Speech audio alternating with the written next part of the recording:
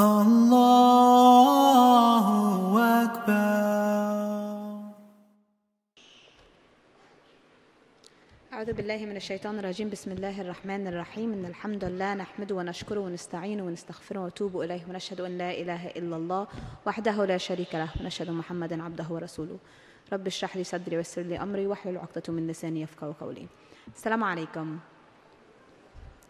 It's always nice to have the separate sister sessions. I enjoy them because I feel like we don't spend enough time recognizing how important it is for us to be sisters, to act as sisters, and to truly love one another as sisters. Because we're living in a time where there is a lot of fitna. We're living in a time where there is a lot of backbiting, a lot of gossip. And it's very hard to see when the backbiting and the gossip comes from among our sisters. So use this moment to really connect with each other as sisters.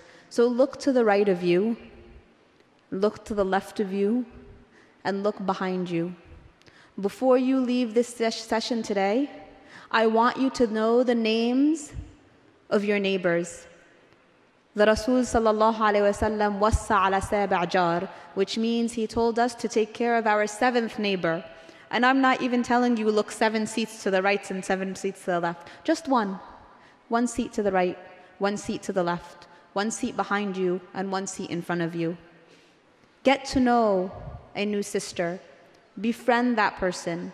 You never know what the person next to you may be struggling through, what difficulty they may have, what burden they may be carrying, and whether or not you may be the answer to their dua. They may have been praying for someone to come into their lives who can help them, someone who can take the burden off of their shoulders a little bit, and you could be that person. So take the moment to get to know one another and really strengthen that bond that the Rasul sallallahu alaihi wasallam has consistently told us of. So as we talk about burdens, struggles, difficulties, I was going to say it's a good segue into the topic of marriage, but I don't want to start with that. I want to talk about the beauty of marriage. I want to talk about the blessing of marriage, the barakah of marriage, but also what happens when something goes wrong, when the blessing of marriage becomes upon our shoulders a burden rather than the blessing that it's supposed to be. When our marriages become, instead of a place of tranquility, a place of unrest, a place of difficulty, a place of argument, a place where we can't connect with our spouses. What happens and why does it happen? And why do we see it happening so much more frequently today than we may have seen 20 years ago, 30 years ago?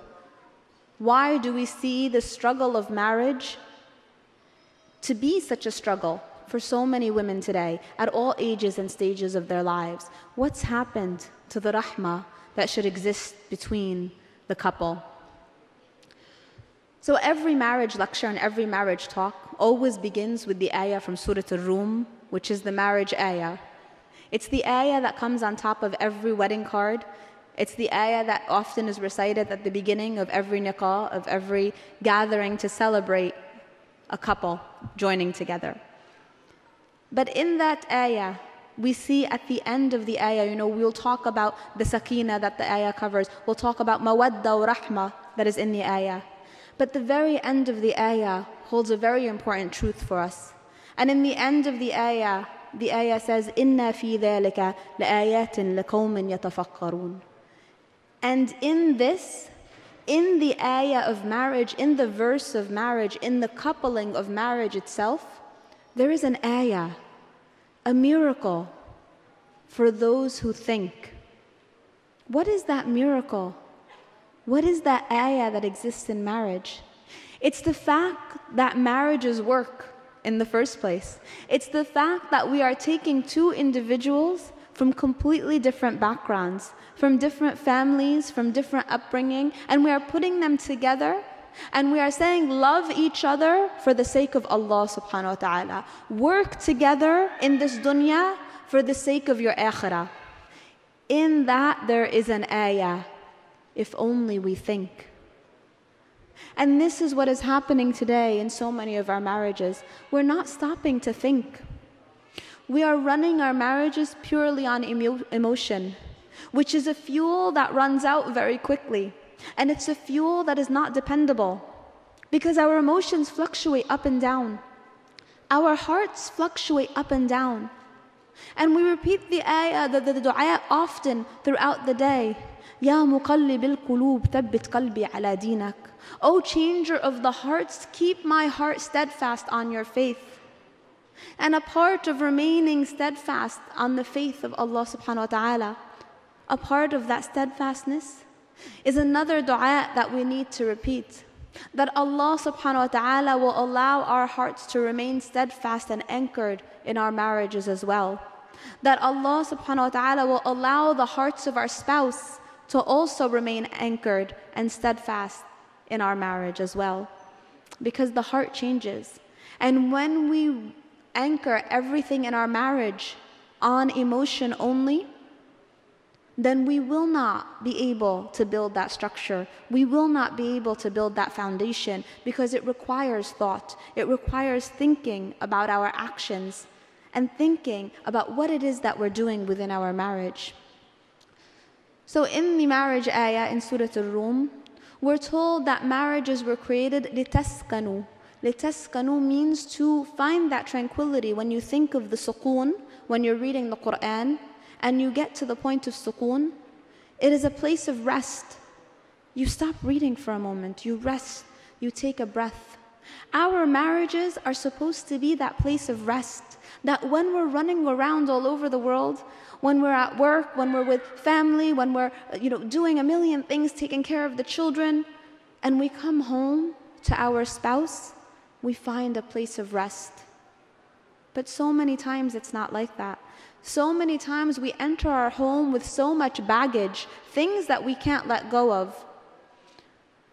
The fact that at our wedding 20 years ago, we wanted chocolate cake, but our mother-in-law wanted vanilla cake, and so we wound up having vanilla cake, and we can't forgive our spouse for that.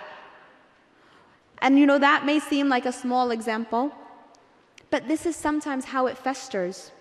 And the baggage gets bigger and bigger, and the burden gets heavier and heavier. And when we can't let go of the burden, when we can't let go of the baggage, then it's difficult to move forward in our marriage. We are consistently reminded about the importance of rahmah, of that mercy with others. We talk about mercy with our children, mercy towards our neighbors, mercy towards this and that. But how much mercy do we show towards our spouses? How difficult is it for us to forgive our spouses sometimes? When he forgets to take out the garbage again, when he doesn't pick up the children, when he picks up the wrong type of meat from the grocery store, when you come home from a long day of work and he asks you, "Where's dinner?" Are we quick to forgive, or does it become one more piece of luggage that we add to the baggage that weighs us down in our marriages? The Rasul sallallahu alaihi wasallam tells us to be the best to our family, that the best part of us should be saved for our family. But do we do that? Do we really save our sweetest smile for our husband? Do we wear our nicest clothes for our spouse? Do we say the kindest words to our spouse? Or when we've had one of those days where we're emotional and a lot has been going on, and maybe it's that time of month and the kids have been driving us crazy, and our spouse comes home or we come home, is our reaction, "Oh, I had such a long day, you have no idea"? Or do we embrace our spouse? Do we give our spouse that same nice smile that we may give our coworkers, that we may give our colleagues, that we may give our neighbors, that we may give our friends? The first step in understanding how to frame our marriages is to let go of the fairy tale, to realize that those couples that you see in Bollywood or Hollywood are not real. That there are no two people that spend every afternoon dancing in the park and frolicking in beautiful saris and long outfits. There are no two people that spend every day sitting in meadows staring into each other's eyes. There are no two people that function that way in a functional marriage on a day-to-day basis.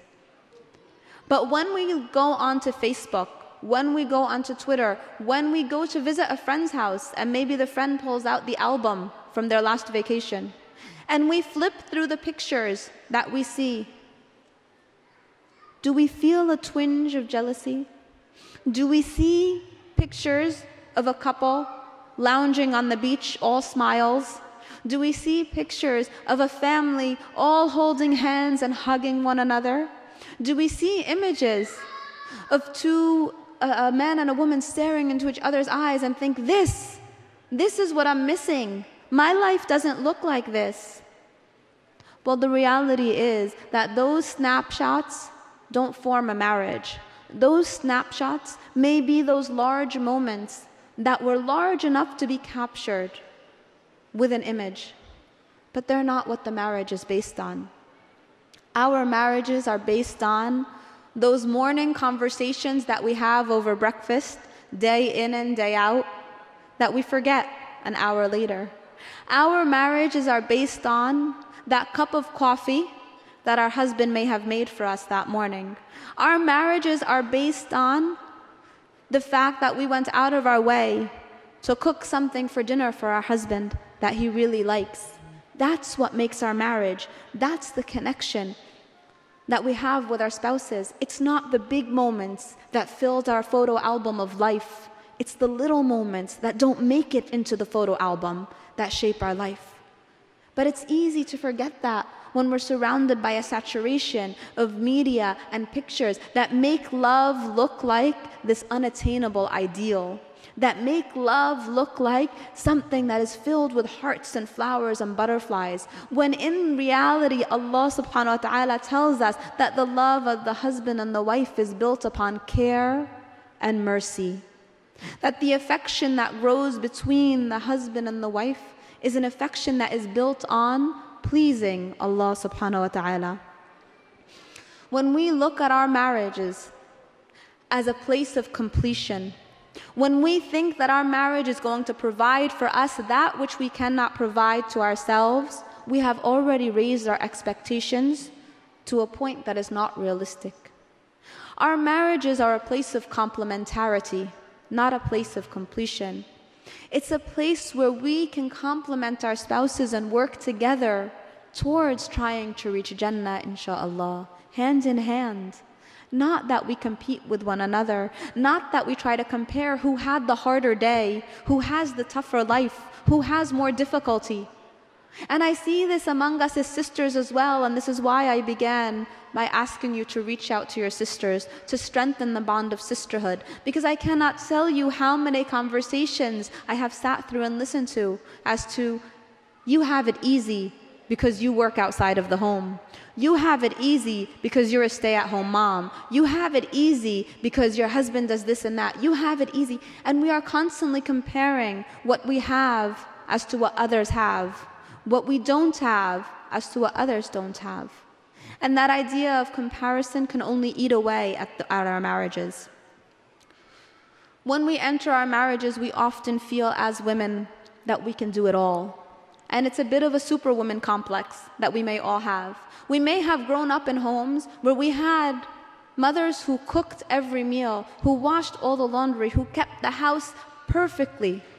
And fathers who would come, they knew their role. They would finish their work, they'd come home, they ate their dinner, they sat down and relaxed, and then started the routine again the next day. Maybe that's how we grew up. But time has changed and generations have changed.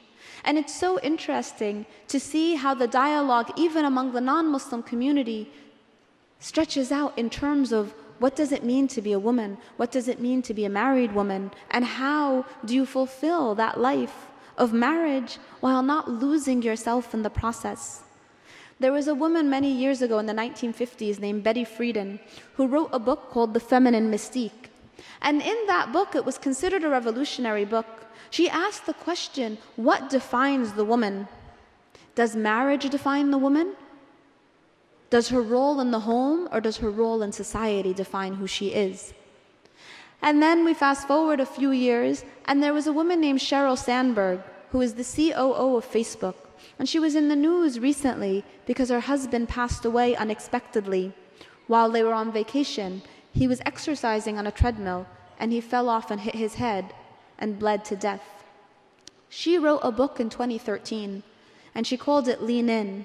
And in her book, she asked the question, what defines the woman? Is it marriage? Is it her role in society? What does it mean to be a woman? And nobody had an answer for her. Because women often feel like they have to do it all, and yet they're not doing any of it at a level that measures up. Women often feel that if they're not perfect in the house, if they're not perfect in raising their children, if they're not perfect as a spouse, then they're not good enough. And that's not what Allah subhanahu wa ta'ala tells us.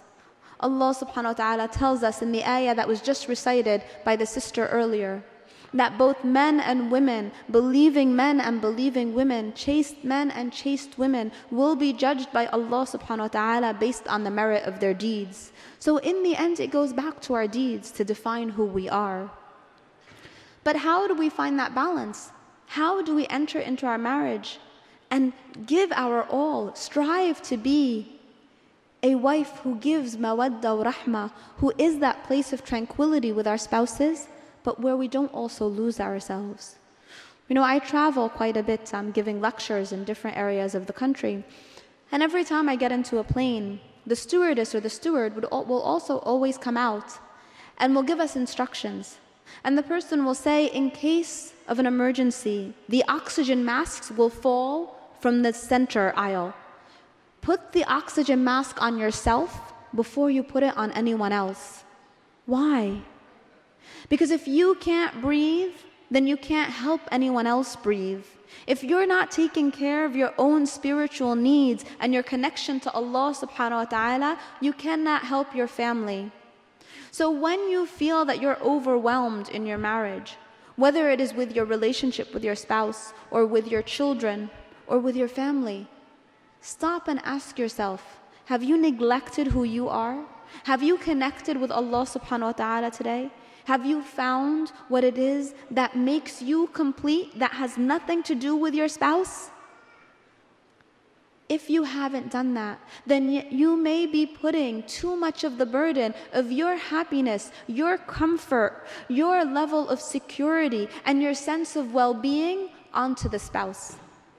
And your spouse is not responsible for that. If we go back to the ayah, we see your spouse is responsible as the protector of the home, as your protector, to give you that care and mercy, and to provide for you, and to care for you. But finding your happiness, finding your serenity, is something that you find in your deen. You find it in your faith, in your connection to Allah subhanahu wa ta'ala. And you remove that burden from placing it on the shoulders of your spouse. Now, when we look at marriages today, and at the counseling center Cornerstone, we began the center as a marriage facilitation program with the idea of trying to help people get married. We found that there were many youth who wanted to get married but didn't know how. So we started a program to help youth get married. Very soon we realized that it wasn't enough to help youth get married, that we needed to help them stay married as well. And then we continue to expand to our youth counseling department as well. What do we see as many of the problems that are causing couples to break apart, that are causing couples to find it so difficult to maintain their marriages? Number one, domestic abuse. Whether it's physical, verbal, or emotional, is unacceptable. Nothing in our deen tells us that we as women deserve to be beaten, that we as women deserve to be told that we're not good enough, that we as women deserve to be emotionally abused. Now I want you to listen to this part here. Although the dialogue on domestic abuse is often discussed in a way where we feel that the woman is the one who is the victim always, It goes both ways. If you are constantly criticizing your spouse, if you are constantly telling your spouse that he is not good enough, if you are constantly telling your spouse that he does not provide, if you are constantly telling your spouse that he's just not enough for you, then you yourself may be engaging in emotional and verbal abuse. And ask yourself, what have I done that is good for my family today? We just finished the parenting session, and we talked about how if we are not telling our teens that we love them, if we are not telling our teens that they're beautiful, that they're going to find that somewhere else, well, guess what? That applies to our spouses as well. And if we enter a phase of our lives where we say, well, he never tells me I'm beautiful, he never tells me he likes my cooking, he never tells me I did this and this good today, stop yourself. Start with the good. Initiate the good. Change your language and see how the language around you may change. Begin with the complimenting. Don't wait. Begin with the physical affection. Begin with saying the kind word. When we look at the example of the Rasul sallallahu alaihi wasallam and his wives, again we see a reciprocal relationship. It takes two to make a marriage, and it takes two to break a marriage. Know your role in your marriage. Know what you are contributing and what you may be taking away. And as much as our ego sometimes stops us from looking internally and asking ourselves, what have I done today? It is a crucial exercise to understand who you are. But at the same time, don't ever feel that you must stay in a marriage where you feel physically vulnerable, where you feel emotionally vulnerable, where you fear for your safety or the safety of your children. Allah subhanahu wa ta'ala did not give us the blessing of marriage for us to feel this way. One of the next issues that we see often coming at the center, and it's something that our community does not like to speak about, but it's something that's rampant in our community, is the issue of infidelity. It exists, and it's a hard thing to talk about. But even if it's not the full concept of adultery, as we see happening in a lot of non-Muslim communities, there are so many avenues today for our spouses to hear those kind words that they may not be hearing from us, to see those nice things that they may not be seeing from us, to get that smile that they may not receive from us, to feel that appreciation that they may not receive from us. And even on top of that, even when there are spouses that may receive all of this from us, that we may be giving them that best smile, that we may be striving to please Allah subhanahu wa ta'ala in our treatment of our spouse, even then there is so much temptation around us that shaitan can come to even the one who feels like he will never be tempted. Don't underestimate the power of the fitna that surrounds us today. But at the end of the day, we are only responsible for our own actions. We will be asked about what we have done and how we have reacted. Now, when I first started counseling a few years ago, I remember that, my thought process in terms of marriage was that if that betrayal ever happened, the betrayal of infidelity, that's it. The marriage would of course be over. How can someone get past that? And yet it's very humbling when you do the type of work, when you're listening to people's burdens, when you're listening to them discussing what they're going through, to realize that for many couples, the act of infidelity, and again, it may not be adultery, it can be befriending someone and having emotional episodes of cheating online. It may be acts of infidelity where there are meetings with someone, but not necessarily any physical engagement. But what came to me that was so astounding was that for many couples, their belief in Allah subhanahu wa ta'ala and their love for each other for the sake of Allah subhanahu wa ta'ala have helped them overcome that nafs, that ego part that would say, how could you do this to me? How could you betray me? How could you look at someone else? And their marriages have become even stronger now by the grace of Allah subhanahu wa ta'ala. Because that forgiveness that we talked about in the beginning is sometimes so hard to come by when it's our own spouses that may be asking of it from us. And yet, if we seek the forgiveness of Allah subhanahu wa ta'ala, we must also be those vessels of mercy towards our spouses and children and learn that process of forgiveness. But not without taking action, not by just turning the other cheek and pretending like you don't see the holes that may exist in your relationship, but by seeking help, by getting counseling. There is no shame in speaking to a counselor and saying, I don't know what to do. I've come to this point in my relationship. I have children. I love my spouse, but it's just not working. And then working through it. Another one of the issues that we see pretty often at our counseling center is the issue of either interracial or intercultural marriages. And sometimes the intercultural marriage is not a marriage where people are coming from two completely different ethnic backgrounds. Sometimes it's just two different upbringings. You know, when I grew up, my mom used to do this and this, and I want my wife to do the same thing with our kids, but she won't. Or when I was growing up, my father always provided this and this to the family, and my husband barely provides anything. And the issue of this different upbringing can often cause a huge clash within the marriage. But one of the first levels of entering that marriage and trying to make it a place of sakina, a place of rest and tranquility, is building that trust, that understanding that you are coming from two different backgrounds. You are coming from two different worldviews. And just because you do something one way does not mean that the way your husband does it is wrong. Just because your mom may have done something in a certain way does not mean that the way your mother-in-law is doing it is wrong. It's just different. And it's those differences that make us stronger when we learn how to work through them. Another issue that we often run into in the center that we see difficulty in marriages is the most common one I think that we see today: stress. The stress of raising children in a world that we don't completely understand. The stress of financial struggle in economic times that have left so many families without any means of survival. The stress of dealing with extended family and in-laws and aging parents. And the stress of so many other things that come into our world. And with that stress often comes a feeling that there is no time.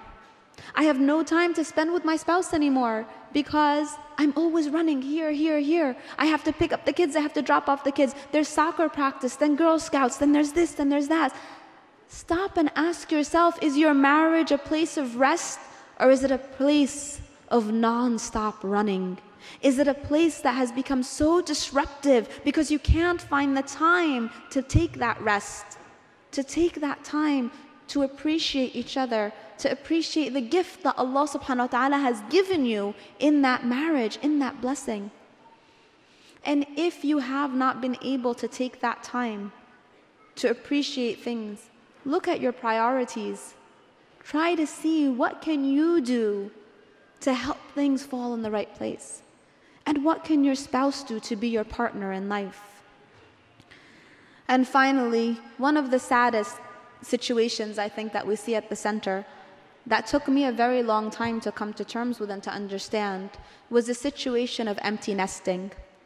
Couples who have been married for years and years, 20 years, 30 years, 40 years even in some cases. And after their children have grown and they've left the house and started their own lives at college or married with their own families, the couple no longer has anything to say to each other. They sit across the kitchen table and have nothing to talk about. And dissatisfaction grows. They realize that they have no connection, that as they spent the early 20 or 30 years of their married life focusing on the children, once the children are gone, they have nothing. And so they leave each other, or they seek contentment elsewhere. And this breaks my heart, because it's hard to see a couple who you would think has that mawadda wa rahma within themselves, that it's developed throughout the tarbiyah process, throughout raising the children, even if they weren't on the same page all the time, to see that in the end they feel that they have nothing, that there is no connection between them. that they've lost whatever building of the marriage they may have had at one point. So I know I see the red light flashing, which I'm thinking means I'm already over my time, so I'm going to wrap up quickly here.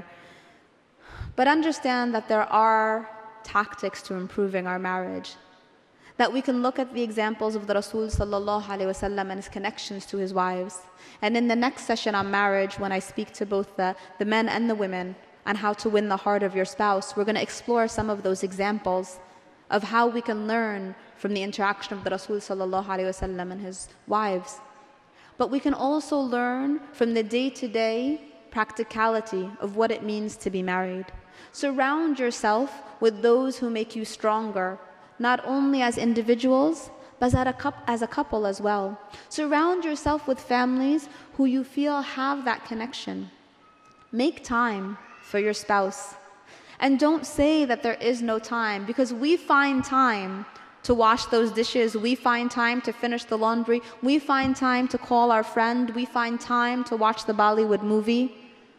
Wash the laundry together, wash the dishes together, watch the Bollywood movie together. But find that time to do things together, because if you neglect your relationship and your connection with your spouse when your children are young, if your kids become the center of your world and the center of your existence, and it becomes all about their tarbiyah, then when those kids grow up and leave you, you won't have anything with your spouse anymore. So nurture your relationship. Try to increase that connection that you have with one another. And finally, don't ever underestimate the power of dua. You could follow every self-help book out there. You could look at every example out there. But in the end, if you don't consistently make sincere dua, if you don't make Allah subhanahu wa ta'ala a priority in your life and in the life of your spouse and your children, then all of the other stuff falls by the wayside. So may Allah subhanahu wa ta'ala allow us all to be the best of spouses and to bless us with the best of spouses and protect us and protect our children from all the fitan of this world. أقول قولي هذا واستغفر الله وأتوب إليك. جزاكم الله خير. السلام عليكم.